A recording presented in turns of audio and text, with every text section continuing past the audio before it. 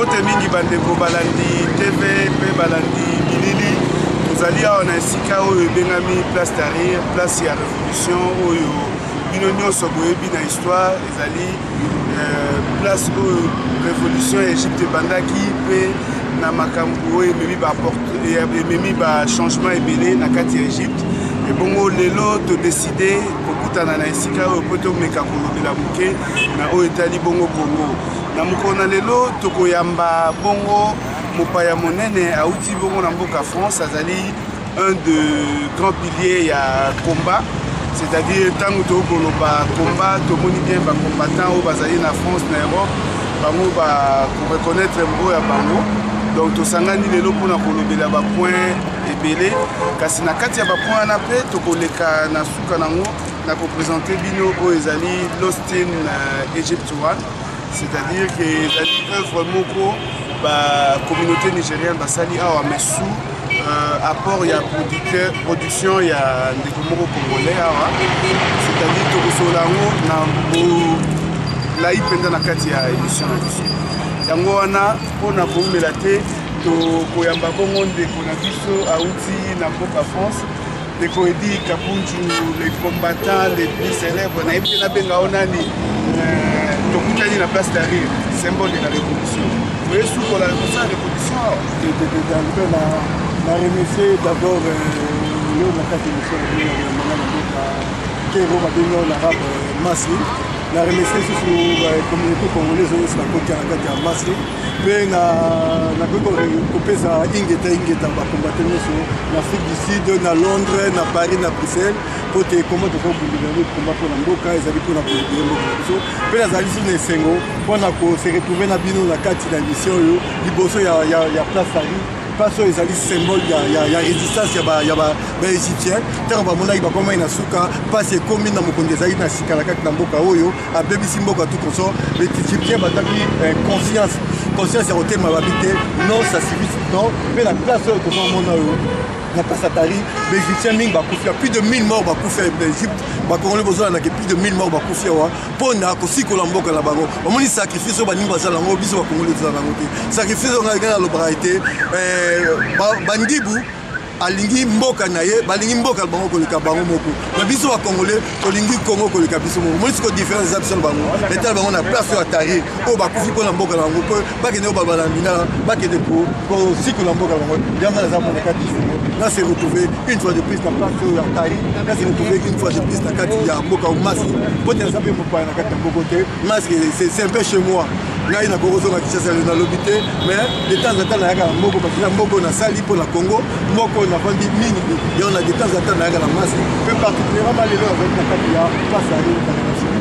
Mais masolo nini ya sika actualité nini ezali na kati ya kopa olengeli nini toyebi ke baconcert ezali bolingi te bato babeta mais bref ya information ya sika na niveau ya komba eza nini oyo na Égypte place Tahrir ezoyoka mokili koyoka nini omemeli biso ya sika eloko ya liboso na kopase message non seulement na bacongolais na bacombattant mpe na bato ya mapinga na biso na RDC tolandaka exemple baningi parce que babi balandaka exemple ya monene epe ya kitoko topesi exemple ya mboko mokonzi ya mboko il a comme na place ya oyo tolongwa koni morsi il a comme la passe l'air du pouvoir atie chef d'état major na ye mutu eza mutu na ye mpona ozala chef d'état major na armée moko fozala mutu ya mokonzi ya mboka atie chef d'état major mais mokolo bana mboka oyo bamoni ke mokonzi ya mboka abomi mboka na bango mokonzi ya mboka ekomi mboka bato mandefu pasi ekoti dialekiloti bikolo mboka batelemeli le batelemaka bamboka na bango chef d'état major atiaki comme na général Sisi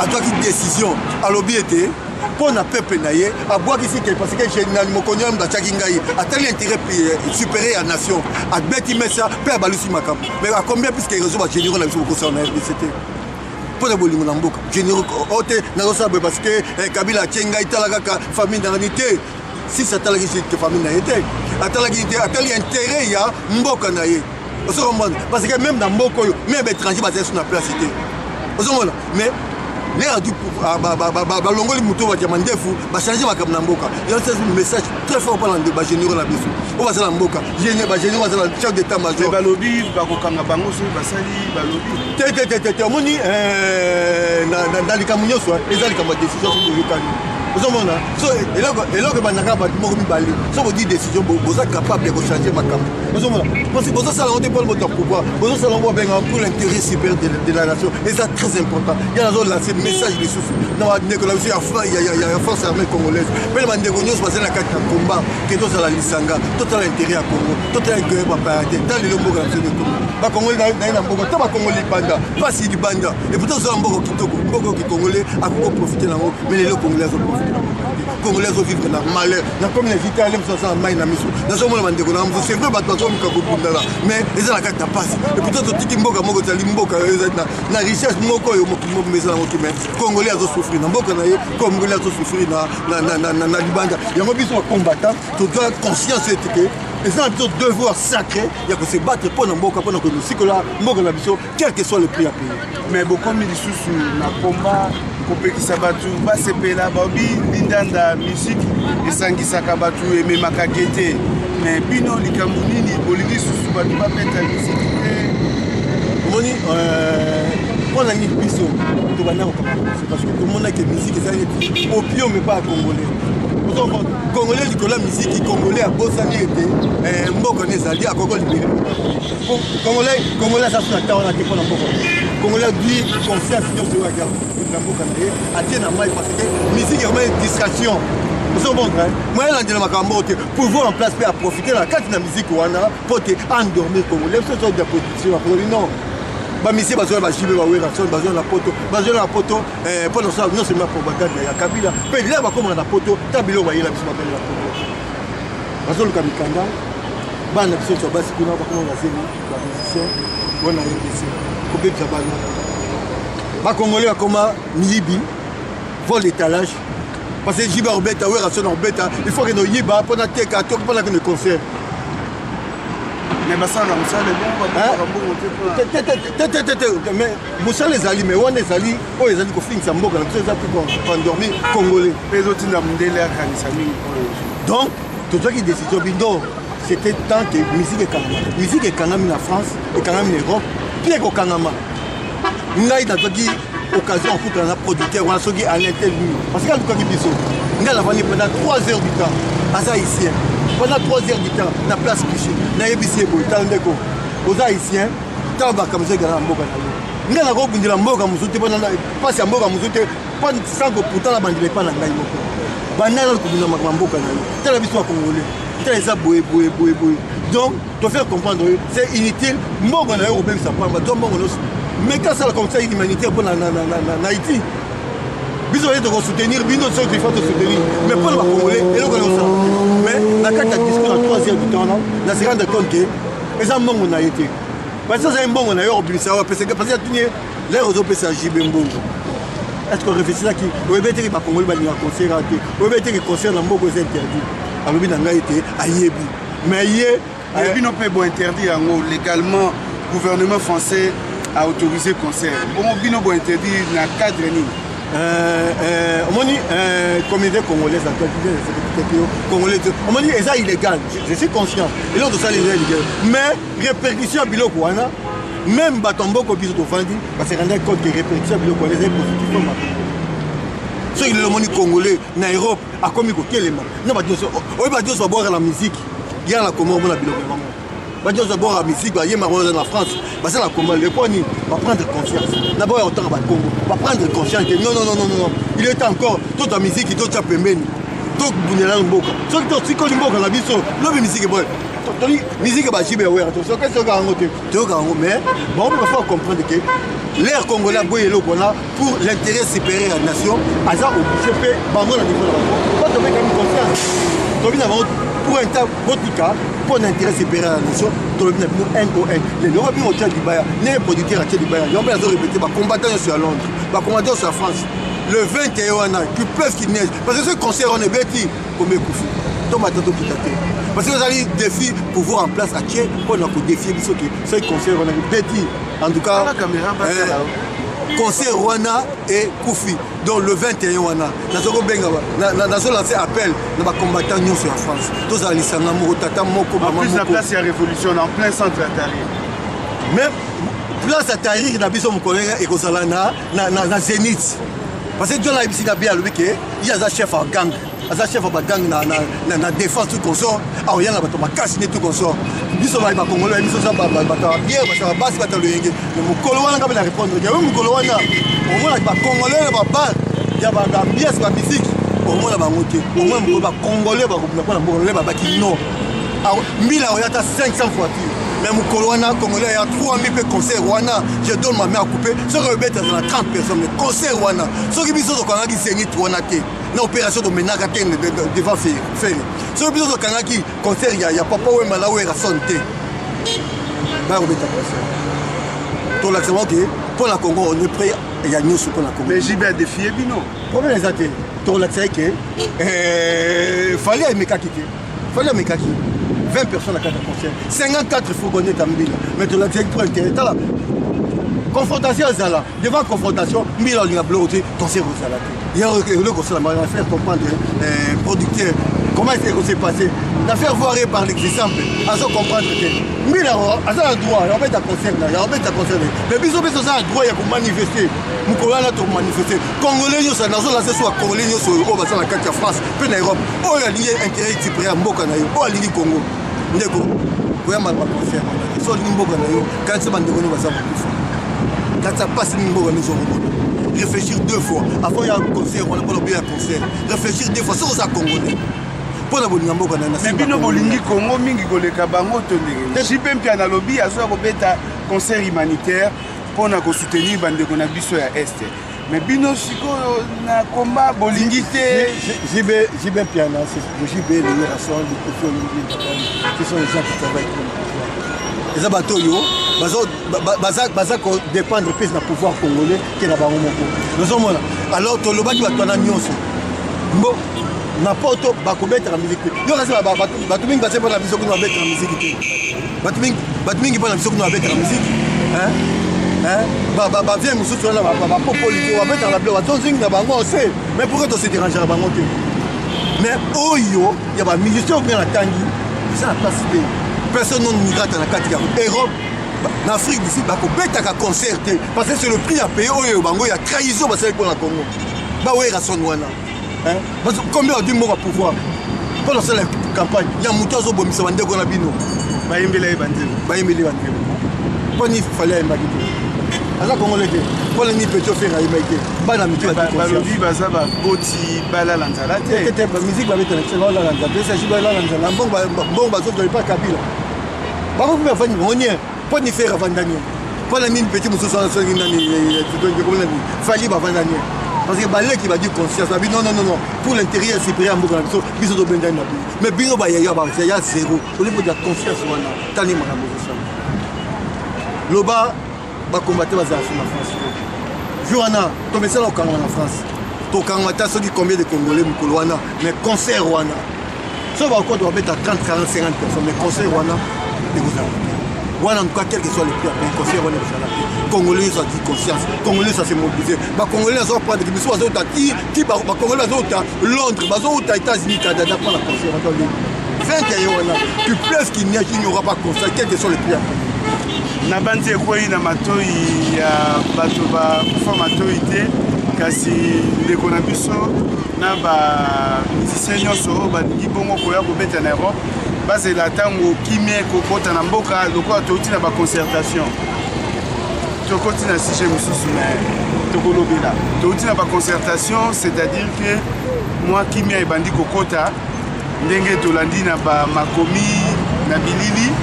Donc, masolo nyonso ekosila tokosolola na bacombattant bakoautoriser au moment opportun baconcert.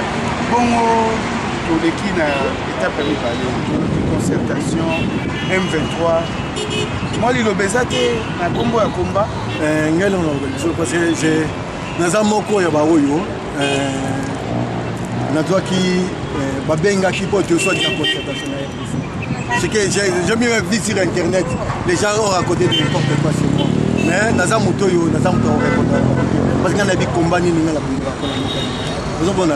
Dans la wabad na batuka ke loko moko pour l'intérêt supérieur de la nation, il faut l'imposer transcender à Babylone. Je vais exemple, avant la côte de la détail. Au moins, les lots dans la RDC. Dans sa mort, tu as besoin de ce combattant, mais dans les mots, il y a des combattants, il y a solo.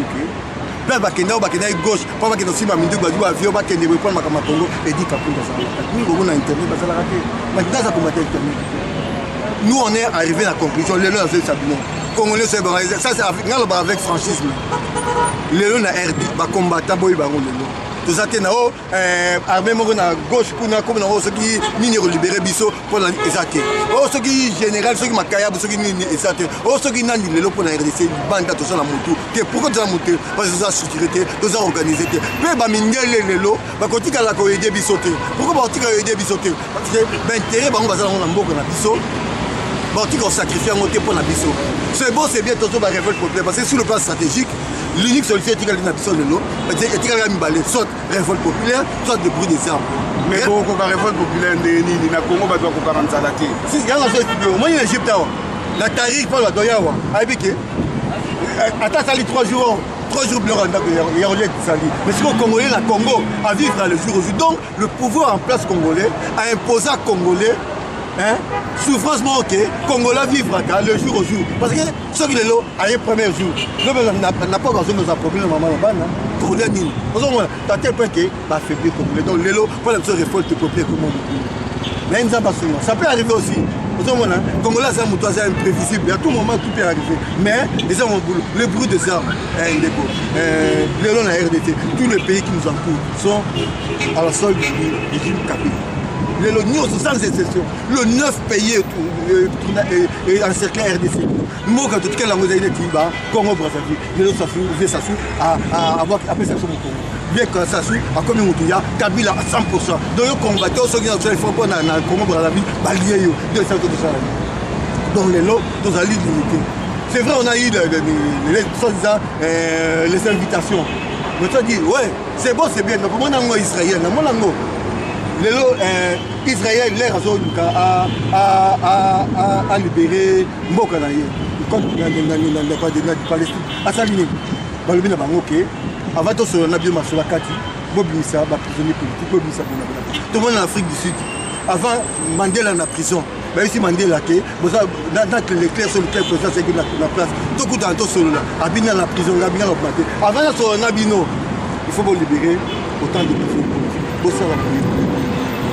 Parce que Mandela a une position sur la nation, il fallait, comme à un niveau la politique, pour l'intérêt supérieur de la nation, au Koki solo dans la moto. Quelle que soit la position de faiblesse. Mais la carte de commission de faiblesse, au milieu de livre l'art de la guerre, au moins la carte de faiblesse, on profite de c'est dans ce sens-là, on s'est dit, ceux qui ont des conditions, ils ont réuni. Ceux qui ont des conditions, ils ont réuni, nous on allait partir. Quel que soit le prix à payer, parce qu'on s'est engagé dans le combat pour libérer le Congo. Mais on s'est rendu compte que les conditions qu'on a posées n'étaient pas réunies. C'est pour cela que nous autres, on a dit non, on ne pourra jamais partir. Mais si les conditions étaient réunies, on a dit que pour l'intérêt supérieur de la nation, on pouvait. Mais Colombie est un Tshisekedi des actes il n'est pas beau. Mais c'est tout à fait normal parce que les conditions, ça a réuni. Mais si on va continuer à y réunir, pour l'intérêt supérieur, tout ça dans l'armée de l'État. Un 23, j'ai toujours dit ça aux gens. Un 23, c'est Kabila, Museveni et Kagame. Un 23, c'est le mais papa il dit, Kabila, Zosonga, Soka Benga, Pessio Moeloko. Pourquoi Mathieu? Moni, c'est une famille Moko, vous pouvez mettre à mon Naïe au Kogosoma, Naïe. Mais tout le monde m'a collé à Kenda, comme à Kokumisa, Kobetela. Au moins, il y a un balle de chauffe. Yosa Makilate, dans le but, il y a un balle de chauffe. Au moins, il y a un favorable pour ma famille, mais mon frère m'a monté. Il y a un balle de chauffe. Balle de chauffe, vous avez été, bateau qui n'a fait, parce que ma bandité. Mais quand il m'a bandit, parce que quand il a fait, il faut battre ma bandit dans la tête. Alors, on va tourner sur l'autre combat, parce que c'est mingi. Et si tu as pété, on va bien avoir balle de bateau, quand ma bandit, dans la tête, mais bisous, mon sous. Tu peux t'arrêter, tu peux dire qu'on a pas venu à l'ambassade. Natika Sango Namboka l'ambassade, ça fait 15 ans. Pour quelle raison? Parce que quand je suis arrivé dans cette ambassade, j'ai essayé de bouger de cette ambassade, bouger beaucoup de choses dans cette ambassade, et j'en ai même payé le prix. Pourquoi? Parce que dans un moteur de conviction, au Congo, on m'a dit que pour l'ambongo. Et ça, bon, t'attends dans le moment, donc, au Congo, on m'a dit pour l'ambongo. Dans l'ambassade, le lève, la commande ambassadeur, l'ambongo. Lève, la commande, mais pour l'intérêt, c'est bien la la pinga, la sacrifier. La preuve je suis le premier Congolais de la France. Que la France a retiré ses papiers pendant 3 ans pour la Congo. 3 ans, le Blatin n'a pas salué ça. La galère 3 ans la France. France a gagné Mukanda, n'a pas été copté, n'a pas été Ngouma, mais France, sans justification, il y a un tribunal contre le préfet de police à Paris. Un tribunal. C'est à tel point que les pouvoirs en place est passé, ils vont convoquer un peu de statut dans le non, ce sont les prix que les gens payent pour la commande. Quand ils n'ont pas la France, dans septembre, parce qu'ils ont les choix dans la salle, ils ont mis dans la boxe, dans la boxe. Na ba betting ali confiance qui normalement normal parce que les choix la salle il y a un combat. Donc la coquille ko trahi comment la ngate. La coquille trahi mboka la ngate, Nicolas Mboka, il y a mboka, Nicolas Mbongo. En plus moi qui vous parle, je suis de l'Est. On va d'abord les Congolais, puis on va se mettre des Congolais. Quels sont les prix à payer? Pour la Congo, je suis prêt à payer. De deux, c'est dans le bâtiment. Le M23. Le M23. Pourquoi M23 les lots? Et comme il y a pour Panza.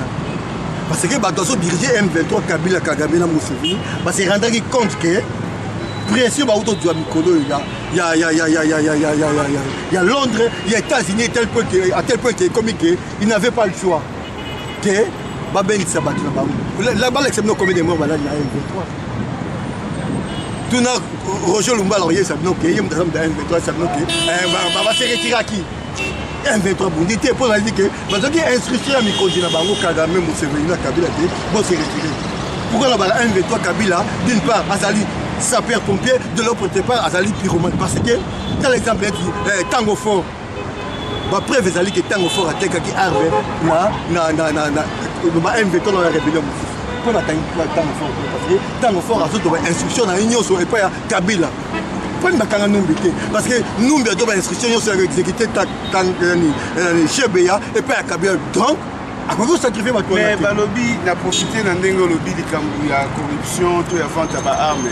Balobi pe awa na ambassade na biso na Congo tokolobela na molai penza na ba mikolo koya tokoluka bato ambassade tokoluka ba congolais bazali awa poto beta sete na likambo wana balobi corruption pe awa na ndenge ya mukete congolais aza na droit ya mukanda te na ambassade na ye mais bato bakouta bipai na bipai baye awa mpona kotransite basalaka trafic ya bato trafic d'homme oyo balobi na ndenge mosusu balobi ke ezali na ambassade toyoki tokoya kotuna bango balobi badiplomate na biso mosala na bango etikalaka ya trafic d'homme bon congolais aza na place yo kutani mpe na bacongolais awo oyoki te nalingaka koconfirme toni te ngaza stratège donc confirmer l'unité tant que dans la côté mais tout ce que la Congo le banal kamono na passé de là na koloba nini ozomona na bamoni omona mutu mususu banda tonga liete aluki abuté atoke ba fumole bana droite lobi na ngole akoti na magasin ayiba pona lia hein batu ba robos le ba yo kanga yimu ba ko yeba teke mutu la sala muyibité ba ko kanga ba besa muyibité mais na kati na ya tamuyibité peut-être c'est ce qui se passe dans l'ambassade. Moi, je suis dans l'état de stratège. Pourquoi dans le bureau? Moi, dans l'ambassade, j'ai plus de 19 mois de salaire à ticket au droitier. 32 000 francs français, 34 000 francs français multipliés par 19 mois.